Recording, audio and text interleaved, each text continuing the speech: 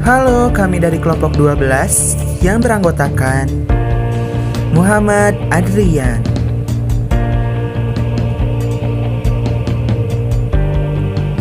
Maya Nurshifa, Muhammad Dika Ibnu Baihaqi, dan Eko Rizfauji. Kami akan menjelaskan tentang perencanaan layout pabrik yang terdiri antara kapasitas pabrik, lokasi pabrik, dan perencanaan tata letak.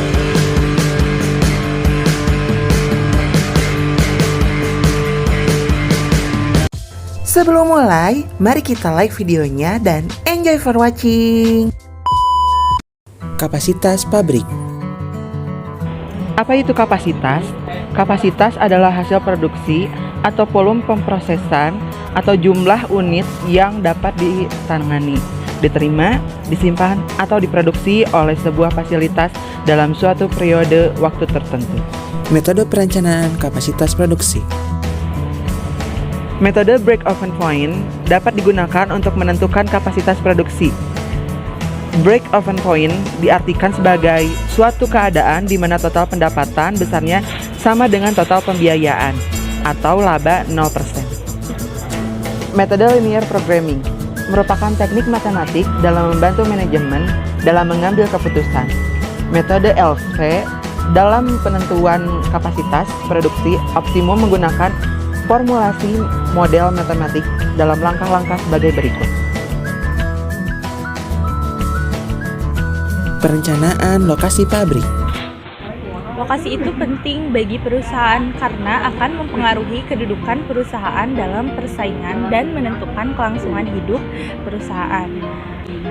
Dengan adanya penentuan lokasi suatu perusahaan yang tepat karena menentukan kemampuan melayani konsumen dengan memuaskan, mendapatkan bahan-bahan mentah yang cukup dan kontinu dengan harga yang memuaskan atau layak, dan memungkinkan diadakan perluasan pabrik di kemudian hari. Faktor yang wajib diperhatikan dalam menentukan lokasi pabrik. Lokasi pasar.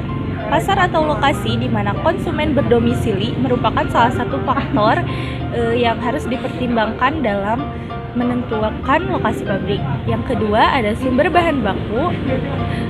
Sumber bahan baku perusahaan itu karena sifatnya keadaan proses manufakturingnya maupun sifat bahan bakunya yang mudah rusak, memaksa menempatkan pabrik yang berada dekat dengan lokasi sumber bahan baku. Yang ketiga, transportasi. Tersedia atau tidaknya transportasi sangat menentukan dalam proses pemilihan pabrik.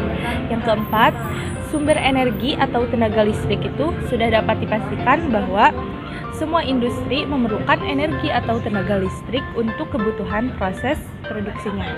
Yang kelima, iklim. Iklim atau cuaca akan secara nyata akan mempengaruhi efektivitas, efisiensi, produktivitas, dan perilaku tenaga kerja dalam melaksanakan aktivitasnya. Yang keenam, buruh dan tingkat upah sebuah perusahaan tidak dapat beroperasi tanpa karyawan dan pendirian pabrik. Lokasi tertentu akan mempertimbangkan apakah tenaga kerjanya tersedia cukup baik dari segi jumlah maupun keahlian. Yang ketujuh, undang-undang dan sistem perpajakan. Undang-undang yang dikeluarkan suatu negara baik di tingkat pusat maupun daerah akan mempengaruhi proses pemilihan pabrik. Yang kedelapan, sikap masyarakat.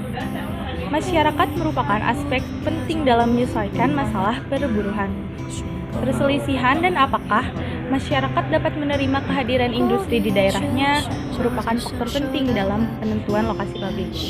Yang kesembilan ada air dan limbah. Beberapa industri memerlukan air dalam jumlah besar diperlukan dalam proses produksinya. Proses pembuangan limbah industri juga bisa menjadi sorotan tajam. Metode menentukan lokasi pabrik. Yang pertama ada metode beban skor. Metode penentuan lokasi pabrik secara kualitatif. Metode ini tuh mudah digunakan, tapi penilaiannya sangat subjektif. Jadi metode beban skor ini dilakukan dengan memberikan skor untuk setiap faktor yang dinilai terhadap alternatif lokasi pabrik. Yang kedua ada metode perbandingan biaya. Metode ini dilakukan dengan cara membandingkan total biaya masing-masing alternatif lokasi. Yang ketiga ada metode break even point. Metode BEP dapat digunakan sebagai alternatif pemilihan lokasi pabrik yang optimum. BEP diartikan sebagai suatu keadaan di mana total pendapatan besarnya sama dengan total biaya. Yang keempat, metode transportasi. Faktor-faktor yang harus diperhatikan dalam metode transportasi adalah kapasitas pabrik sebagai sumber, kapasitas permintaan di wilayah pemasaran atau gudang sebagai tempat tujuan, biaya produksi masing-masing pabrik, biaya distribusi dari tempat asal ke tempat tujuan. Yang kelima ada metode biaya minimum. Pada metode minimum, tahapan yang dilakukan adalah membuat tabel transportasi yang membuat alternatif lokasi pabrik, permintaan, jumlah, biaya produksi, dan transportasi. Kemudian pilih biaya terkecil, lalu menguji tabel tersebut apakah sudah optimum dengan metode batu loncatan, stepping stone, dan membentuk jalur tertutup, closed card untuk setiap sel non-basis. Yang keenam ada metode low distance. Perencanaan layout pabrik. Layout pabrik adalah tata letak atau tata ruang. Artinya, cara penempatan fasilitas-fasilitas yang digunakan di dalam pabrik. Fasilitas itu misalnya mesin, alat produksi, alat pengangkut barang, tempat pembuangan sampah, dan lain-lain.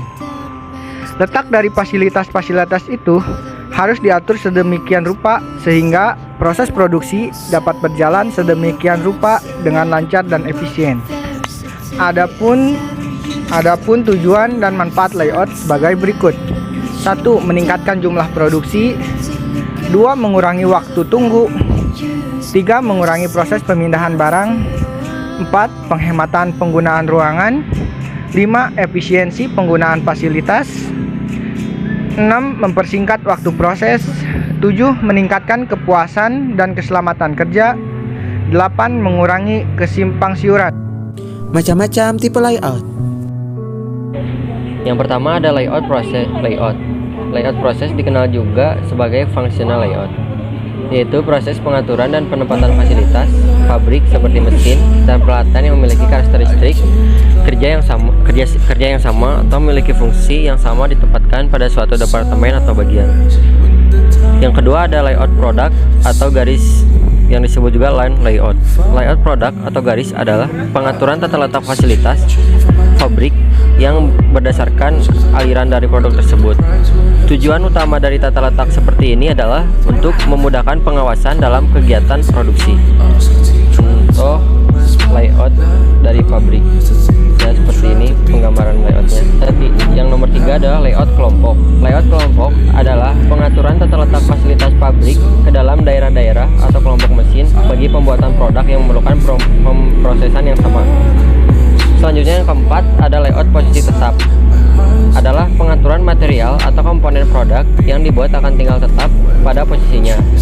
Sedangkan fasilitas produk seperti peralatan, perkakas, mesin-mesin manusia, serta komponen kecil lainnya yang akan bergerak atau berpindah menuju lokasi material atau komponen produk utama tersebut.